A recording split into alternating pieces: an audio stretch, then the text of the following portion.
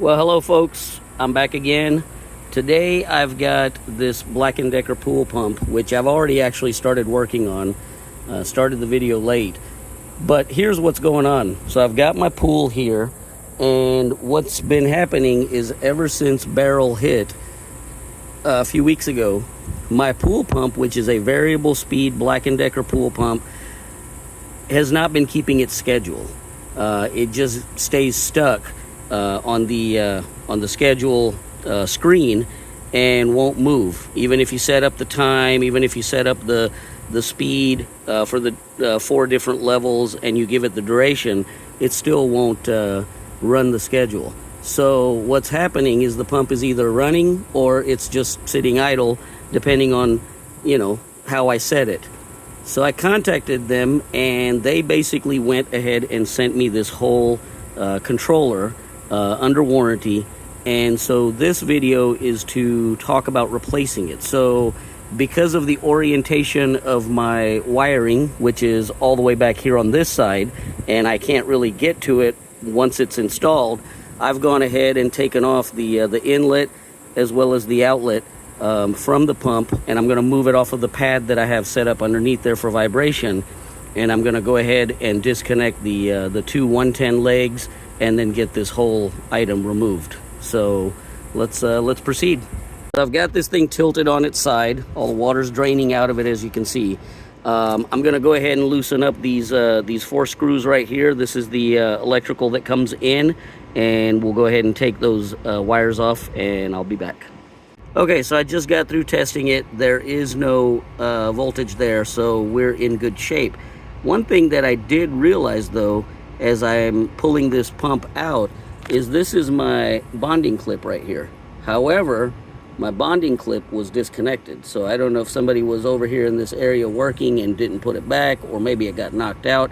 But this could also be the reason why the pump, the electrical, I guess, spike or whatever caused it to go bad. Could be the reason why is because it was not bonded.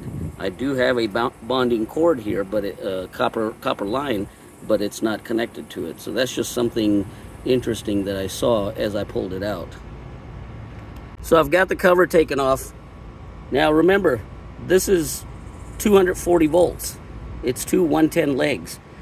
So the first thing that I'm going to do before I even start messing with this is go ahead and use my voltmeter and plug it up and test it and make sure that there's no voltage there. Once I determine that it's completely dead, then I can go and start working in it. Now, prior to the start of the video, I went ahead to my electrical panel and shut off all my pool pump items. So I'm pretty confident that there is no 110 on each of those legs, but I still want to check and make sure. Okay, so as you can see, we've got everything disconnected. We've got the wiring pulled out. So now we're going to proceed to go ahead and take this controller off. So one thing to note on this new part is that it looks like it's just going to fit on there, but it's not. You have to take this top keypad off and take this top cover off, which is these 4 screws that you see right here in each corner.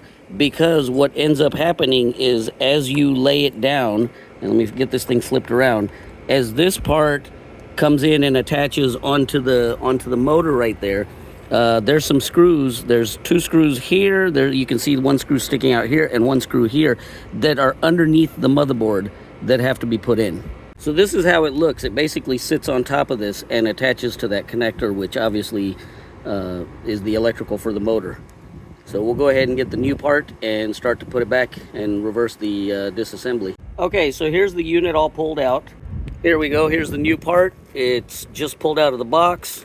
Brand new. Comes with all the packing material, the gasket, clips, everything that's needed to get the electrical hooked up. So I'm going to go ahead and proceed with that. So I've got the 4 screws pulled out right here, right here, right here, and this one here on the corner.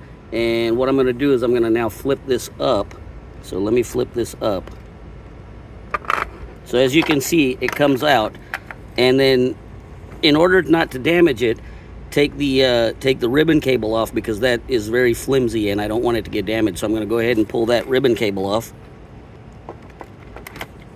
And once that cable is off, now I can sit this thing on top and screw it down and then put that ribbon cable and then put those 4 screws back on.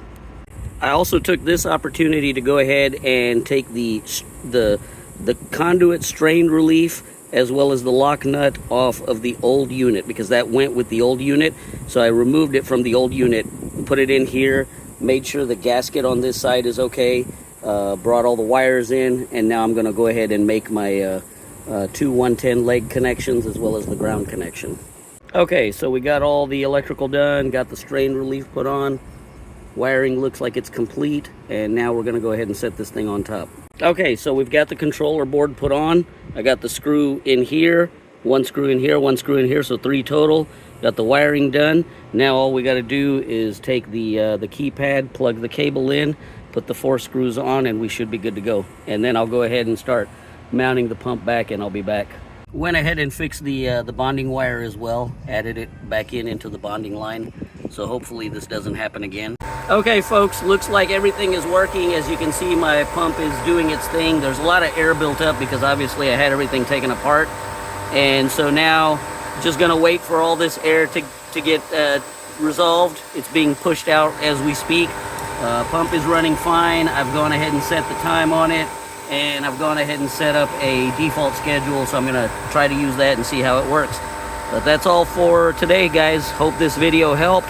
Like, comment, subscribe, share, and if you comment on anything else that you might need with this pump, let me know and I'll make another video.